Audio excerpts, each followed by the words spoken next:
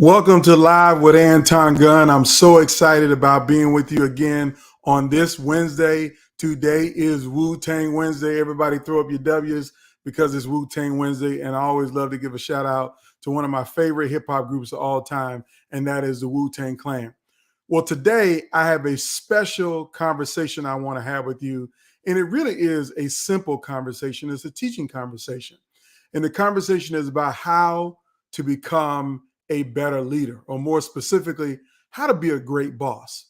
Now, the reason why I came up with this topic today, I've been having lots of conversations with friends, with colleagues. I've been getting a lot of DM messages, a lot of Facebook messages about how terrible people are experiencing the workplace today because they're working for people who they would consider to be bad bosses.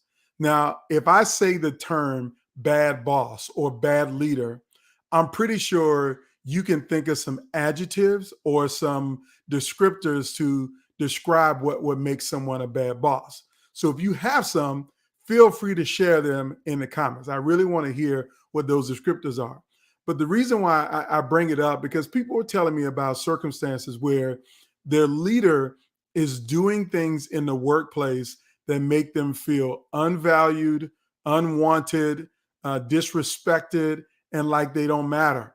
It's creating an environment where people are disengaging from the workplace. They're literally starting to look for another job while they're still in their job, or they're making a decision that they're going to focus on their side business and not focus on their day job.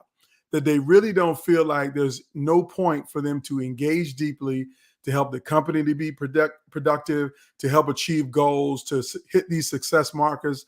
They've decided to do the bare minimum because of what they're experiencing from a leader. But they've also said to me, Anton, when I get into a leadership role, I don't want to be a bad boss. I don't want to do the things that I see done over and over again. Because let's face it, we can be totally honest and transparent about this. Most of us learn leadership not in a textbook, not in a seminar, definitely not in my courses or my keynote speeches. We learn leadership from the people that we work for. So many times we end up repeating these bad behaviors as leaders because we learned them from our first bosses. Like literally your first job. Just think about your very first job. My very first job was at Wendy's. I worked at Wendy's in a mall. Now, I'm not saying I had a bad boss, but that was the first supervisory person that I looked up to, was a person who managed the Wendy's while I was there. So whatever she allowed to go on at work, whether it was backbiting or infighting or some person slacking off or paying people one salary higher than another person's salary, those are the things that many of us end up repeating as leaders when we get into the workplace. And so if you start to think about the first bad boss that you had versus the first good boss you had, I'm almost certain that if you go into a management role, you end up repeating these behaviors. And I've had so many people tell me that they don't want to repeat these behaviors. They're truly not interested in repeating these bad behaviors. Now, let's be clear. There are a lot of bad behaviors because in 2022 alone, 51 million people left a job to go somewhere else. Now, some of you are saying, hey, I'm one of those folks. I left the job in 2022, or I'm leaving a job right now. Maybe I left my job in 21. And I know some of you probably think that you left because of pay, or you left because of this, or you left because of that. You might have a wide variety of reasons why you left. But the research is abundantly clear that people don't quit jobs, they quit bad bosses, and they quit supervisors. So if you've had a bad boss or a bad supervisor or a bad leader, that's the person who didn't give you the raise. That's the person who didn't create a culture where you could thrive. That's the person who ostracized you and made you feel like you were alone or incompetent at work. It all comes back to your leader. So I don't want this to be the case for any of you. I don't want you to be a bad leader. I want you to become the leader that everybody will admire, to become that boss that people think is great, the person that people look up to, the person who achieves all the success, gets all the promotions, that finds the greatest level of accomplishment in the workplace because of how they lead and the skills that they have as a leader. And so I'm going to give you 5 tips for you to be a better leader, how to become a great leader, a better boss for the people that you lead. And some of these tips are really laid out in my toolkit, what I call the Just Lead Toolkit. If you go to antongunn.com/toolkit, give me an email address, I will send you my Just Lead Toolkit that includes the 10 qualities of world-class leaders. These 10 qualities are the qualities that you really need to look for in being a great leader. And this actually takes us right to point number 1. Tip number 1 is this. If you want to be a better leader, if you want to be a great boss, you need to study great leaders. That's simple, right?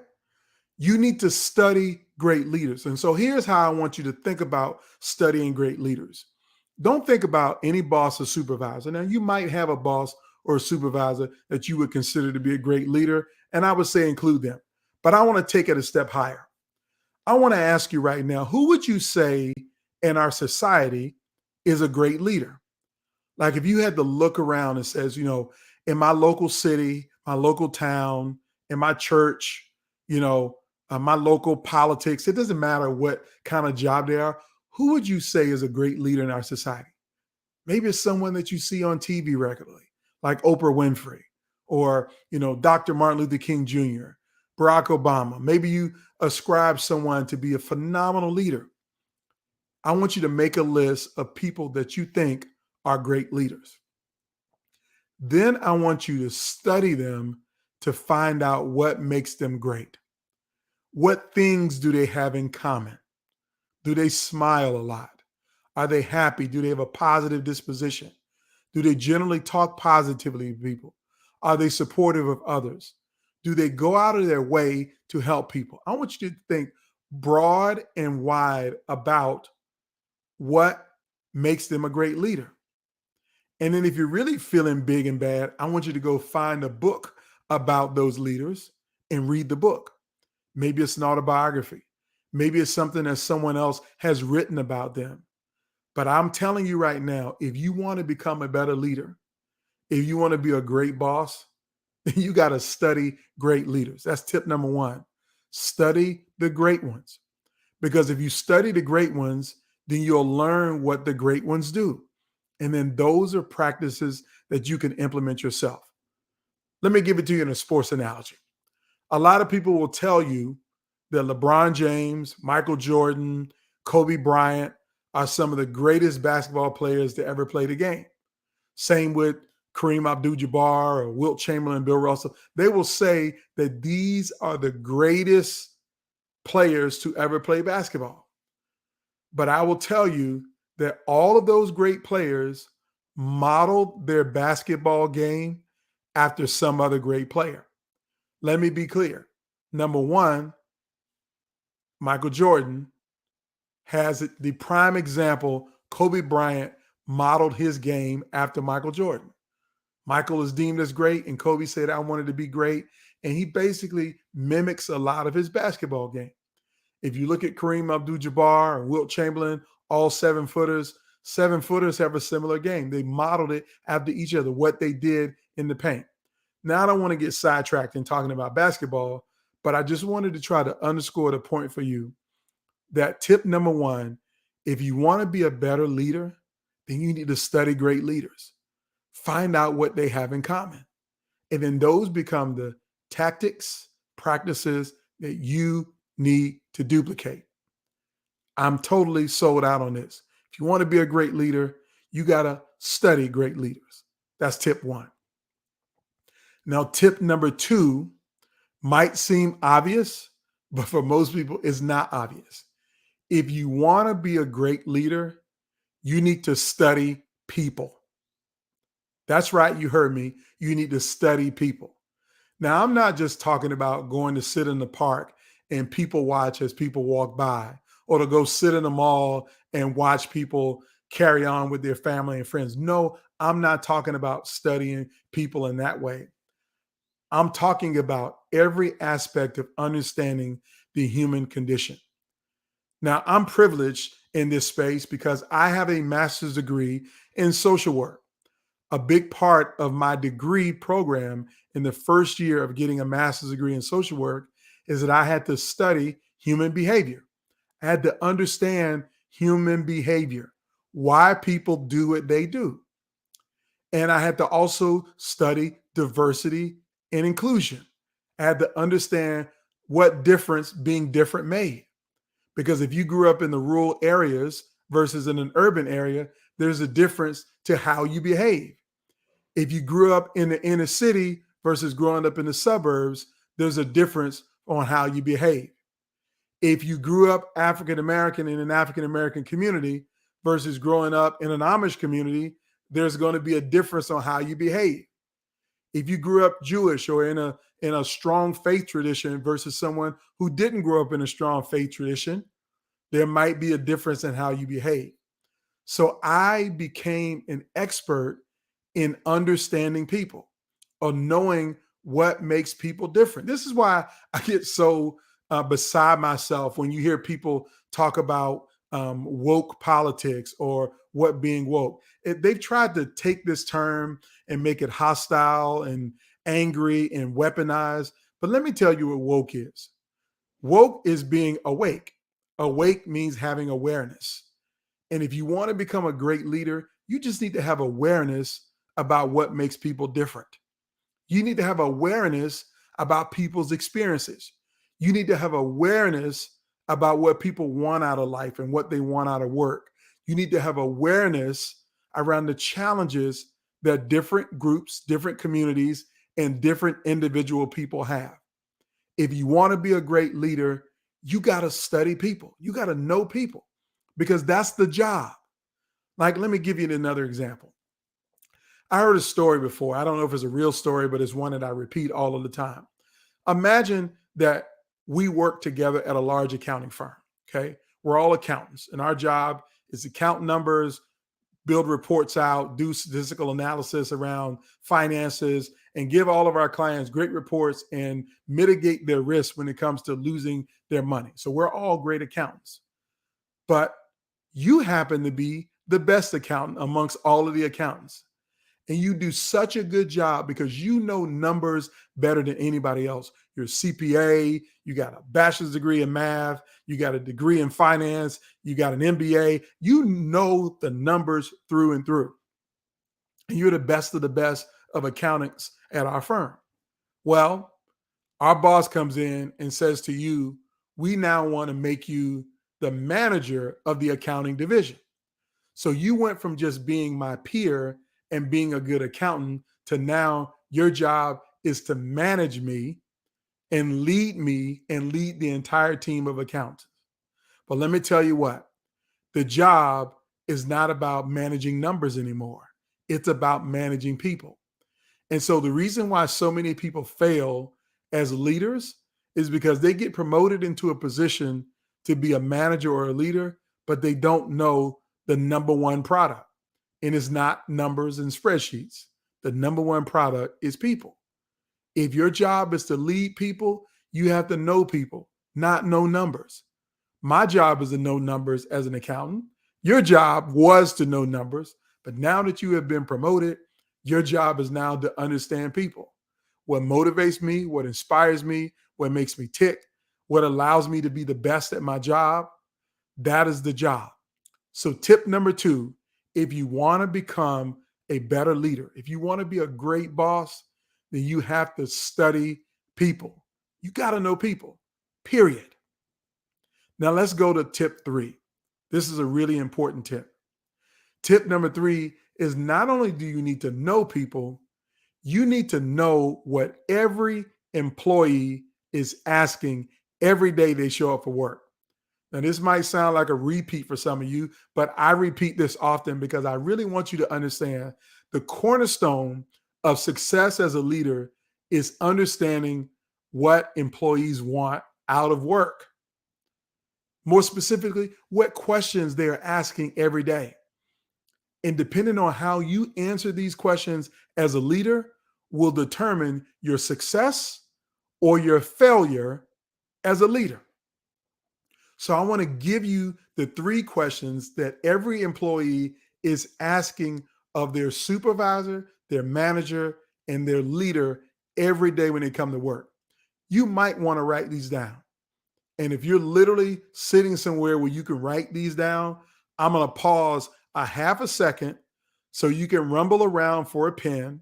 You can rumble around for a piece of paper to write down these 3 questions that every employee is asking at work every day. Question number 1: do you care about me? I'll repeat it. The question number 1 that employees are asking is, do you care about me? The second question employees are asking, will you help me to be successful? Question number 2 is, will you help me to be successful? And question number 3 is, can I trust you? Question number 3 is, can I trust you? So again, these are the 3 questions that every employee is asking of their boss and their leader every day. But they don't want to hear yes to those questions with words out of your mouth. See, your mission statement says yes. Your personnel policies say yes. Your website says yes. You got all the proof in the world that we care about our employees, that I'm here to help you to be successful, and that you can trust me. They don't want to hear yes. They want to see yes in your actions. So my question for you is, what are you doing every day to show the people that you lead that you care about them, that you're helping them to be successful, and that they can trust you? And if you are not doing that every day, you're not a good boss. You're not going to be a great leader, because you're failing to answer the 3 fundamental questions that every employee asks every day. This is what they want. They want to be cared for. That means they want to be respected. They want to be informed and educated. They want to be prepared at work. They want to be in the loop about things. Number 2, they want to be successful. Nobody takes a job wanting to fail. Nobody shows up wanting to lose every day at work. They don't want to get behind on projects. They don't want to miss their goals. They want to be successful. And if you want to be a great leader and a great boss, your job is to help them to be successful. That is the job. Take every obstacle that they have in their way and get it out of their way so they can be successful. And the third one is, can they trust you? So trust is built over time. That they're not going to trust you immediately just because you have the title of boss. They're going to respect you because you have the title of boss or leader, but they're not going to trust you. You have to earn their trust. And how you earn their trust is every day answering those first 2 questions, which is showing them that you care about them and showing them that you're going to help them to be successful. If you do that repeatedly over and over again, that is how you become a leader that knows what people want. That's the third tip, is to know what people want. Here's the 4th tip. This is one I think is probably the easiest for you to execute, and that is to be inspiring at work every day. People want to be inspired by the people that they lead. You should be the leader that inspires people to show up and to do a great job, which means you got to know how to inspire them. Well, let me tell you, the simplest way you can inspire people at work is, number 1, stay authentic and be yourself. Number 2, tell your story. You have a story. How did you become leader? How did you end up in this role? How did you end up in this company? What's your journey been like on leadership? Don't be afraid to tell your story and what adversity you've overcome to become a leader. Even if you're not in the highest leadership role, you have a story. You've overcome some adversity at some point in your life. Don't be afraid to tell that story and how you use your setbacks and your challenges to motivate you to achieve success. You need to be inspiring if you want to become a better leader, if you want to be a great boss. You got to be inspiring. Okay. The second part of inspiring is this: you want to have an inspiring vision. What's your vision for the team that you lead? What's your vision for the company? You got to be able to say, my goal is to help us to be the number one team in the entire organization. Or my goal is to help this company be the greatest company on the East Coast, or on the West Coast, or in the world. And you got to paint that compelling vision that inspires people. That's your job. That's the fourth tip. You want to become a great leader, be a better leader, great boss, doesn't matter which way you phrase it. You got to be inspiring with your personal story, and you got to be inspiring with your vision. And here's the final tip. Tip number 5. If you want to be a better leader, you have to learn how to communicate effectively. You have to communicate effectively. Now, what do I mean communicate effectively? I want you to know that how you communicate, what you communicate, when you communicate it, is what the job will require to you to be an effective communicator. Now, let me give you an example. You have to understand that all people receive information differently. Now, when I say receive information differently, communication is a two-way street. You need to send a message, but you also need to make sure people receive the message. And sometimes leaders fail because they expect their employees to receive information the way that they choose to communicate it. Here's an example. I worked at an organization one time where the CEO only liked to send emails. And so every week there was an email being sent out that wasn't a short email. It was a long email full of a bunch of stuff. And they didn't really communicate any other kind of way. And so if you were a person who had an overwhelmed email box, which most of us did, and weren't in their emails every day, then literally you only got half of the information about what was going on at work. And everybody would say, well, did you read the email? Did you see his email? Did you read the email? And I'm like, I don't have time to read an email. I'm doing my job. My job is not to read emails. My job is to execute on this vision and this strategy. And that's what I'm doing. I don't have time to read emails. I missed everything because that leader only chose to communicate via email. But guess what else? It's just me. It wasn't just me. There was a 50% open rate on the emails, which means half the people weren't reading the emails. So my point is, you're not communicating effectively if half the people are receiving the message and the other half of the people are left out. So you have to understand, how does your team like to receive information? Do they like it via email? Do they prefer an in-person meeting? Would they prefer video communication, an audio message? Or more likely than not, it's a mix of all of those. And so you have to understand that you got to choose different mediums to communicate all of the same information. I mean, think about the companies who market to us every day. Do they just send mailers in your mailbox and only communicate via mail? No, they don't. They have commercials on television. They have commercials on radio. They have mailers that go out. They put things in newspapers.